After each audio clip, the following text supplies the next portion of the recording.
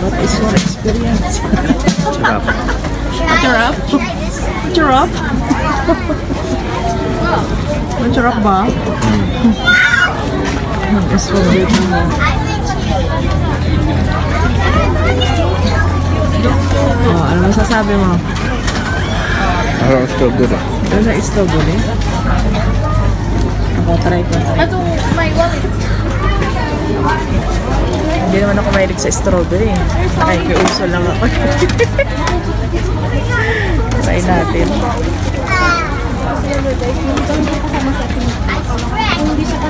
Nasa strawberry.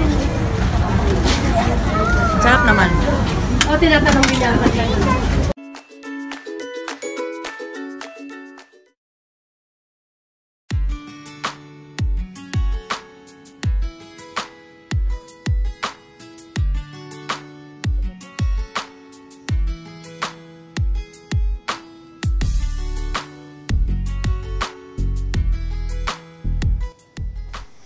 Hello guys! So for today's video, we will go to Baguio, me and my brother, but the service will start from Dao. Dao, I think Dao is part of Pampanga, I'm not sure. So from Dao, there is no service during that time, so we have to commute from our place going to Pampanga, and from Pampanga going to Dao. So that time there is not much commuters service available in the road, so we decide to spend our time in Sky Ranch, Pampanga to spend the time, but it's still not enough. I believe we have to wait for them for more than 3 hours, so we don't have any choice just to move around and look around just to spend the time waiting for the service. So that's what we have to do, guys.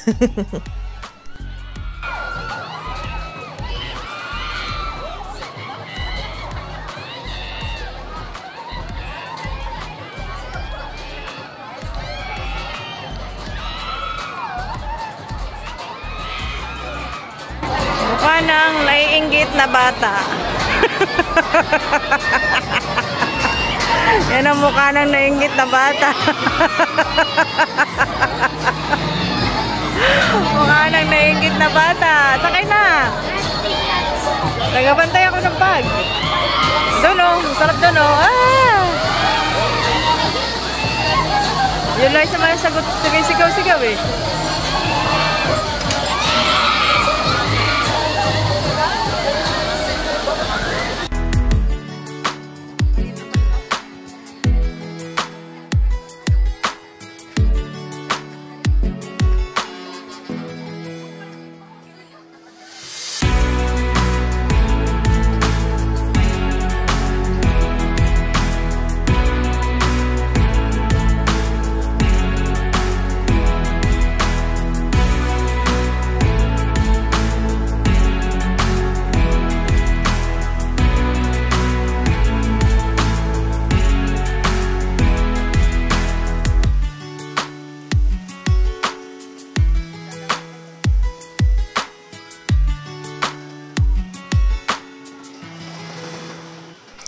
Yun guys, nagtagal din kami sa Sky Ranch kasi nga wala kaming choice kundi mag-antay ng oras. After nyan, dumiretso kami ng Dao and nag-spend pa rin kami ng time doon. And nung dumating yung service ay nagdiretso na rin kami ng biyahe papunta ng Baguio. Hindi ko na na-record yung mga time na yon kasi talagang nag-antay kami ng matagal. And during that time is talagang nakaka-boring. So, I don't have time to make a video dahil napakatagal. So, this time, nakarating na kami ng Baguio ng mga oras na to.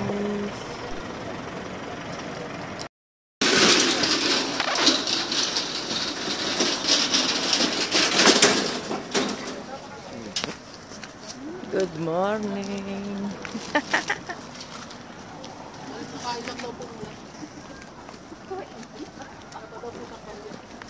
Uy, magdinawa. We are here in Baguio. So much cold.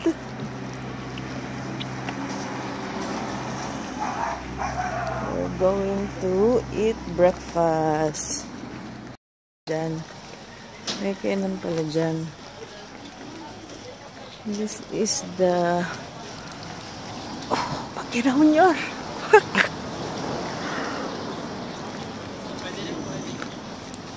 Siya, may kainan siya dito. Parang lugaw-lugaw lang yun.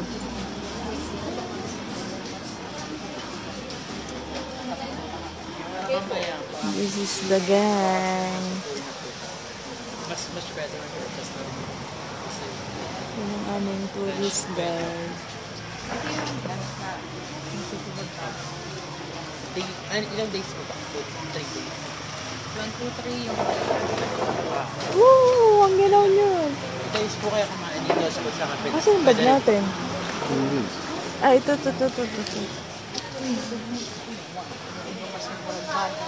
Gusto ko parang logo lang.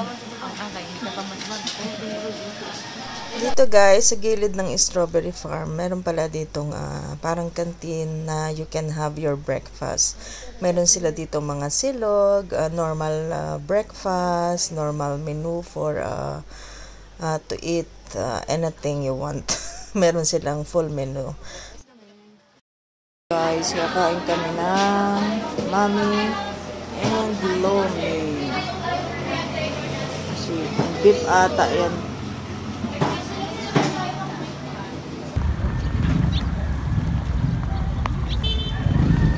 Good morning guys! Welcome to Baguio City. We are in a strawberry farm. Yung pala malaking strawberry yun. Ayun guys, after breakfast, the sun is up. Naglibot-libot muna kami kasi yung gate ng farm close pa. So banda dyan is makikita nyo yung orchid, tindahan ng mga orchid. And doon sa banda ron, ayan, makikita nyo yung famous tourist spot na makikita nyo yung big figure ng strawberry. So it means nasa strawberry farm ka. Yan is tourist spot na diyan ka magpapapicture na signature na nasa strawberry farm ka ng Baguio City. And sa tapat niyan, makikita nyo yung mga vendors ng strawberry ice cream. Ice cream made of strawberry.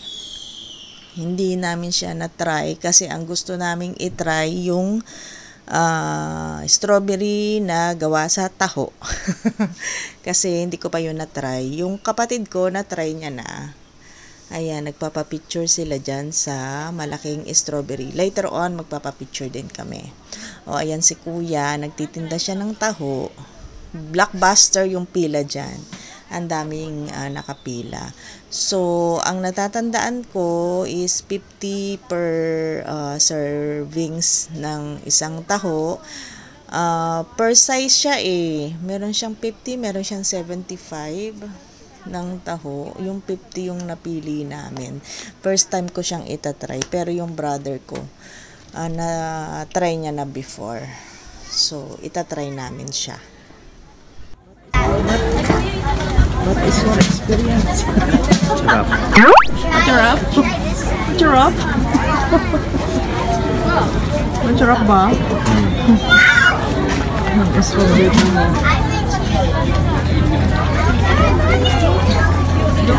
Oh, ano masasabi mo? Parang strawberry. Ano sa strawberry? Ako, try ko. Ito, my wallet. Hindi naman ako mahilig sa strawberry. Nakikiuso lang ako. Try natin.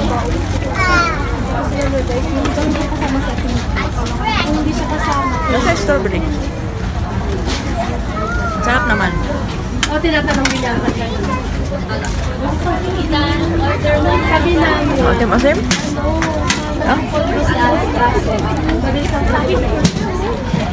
Yan, strawberry jam.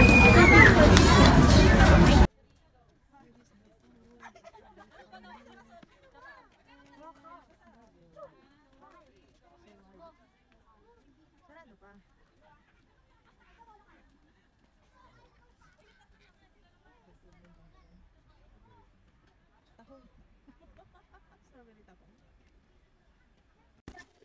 We are entering the strawberry farm.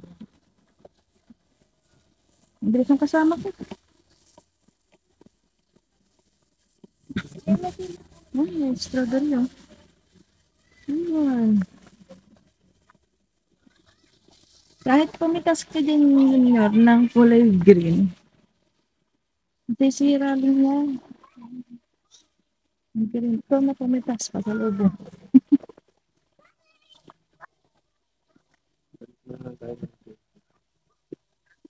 Mabalik pa? O bumili na lang. Pero parang siguro mura dito. Mura dito? Kaysa bibili ko dun sa bayan. Dito lang alam.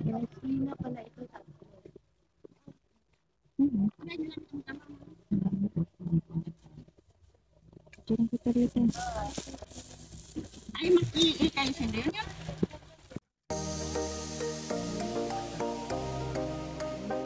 Yan guys, after namin dyan mag-observe, mag-check ng kung anong matututunan namin about strawberries.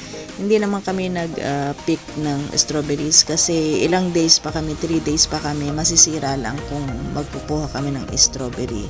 So right after dyan, nag-direct na rin kami sa aming next destination, which is the Igorot Stone Kingdom.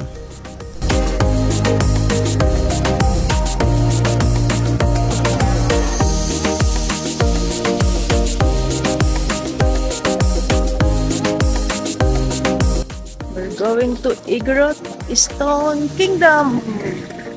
Parang ang taas nyo ra. Nasaan na sila? Ito pa lang.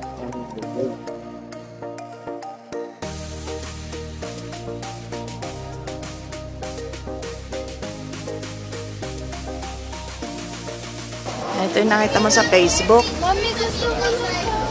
Mga profile pic ng mga taga sa... Wala pa picture kita. Ay, wala, may kabayo din, oh. Asan na napunta sila? Ano? Eto pala, yung Igorot Stone. Dito na sila.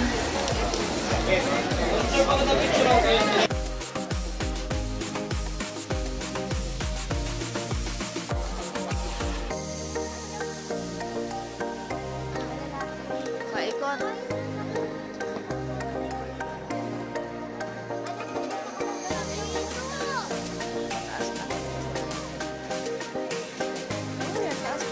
Yan ka sa lalaki.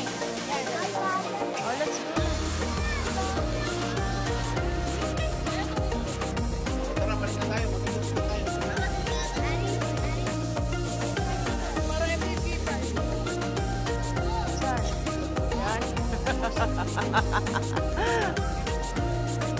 Dito ang mga matatanda. Ayaw magagdan. Ayaw magagdan. Ang dami tao.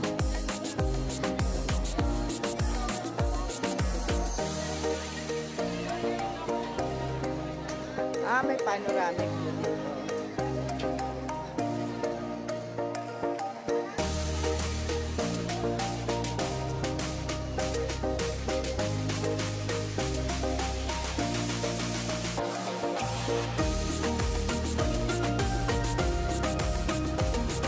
Isang hall lang pala siya. Isang hall lang siya.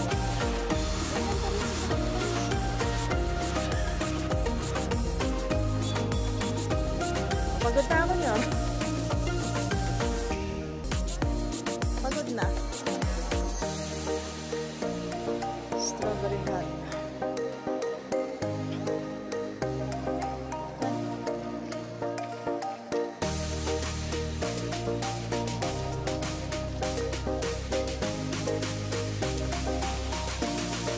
Cold mine. Ano yan, cold mine?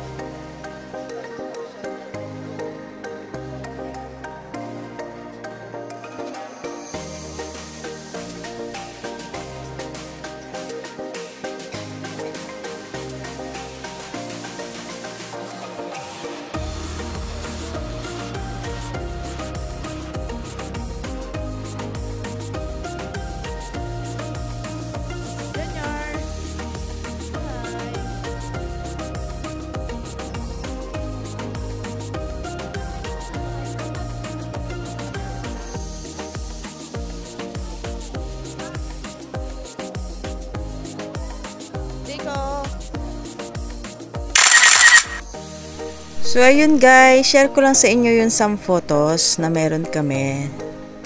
Clip to this video.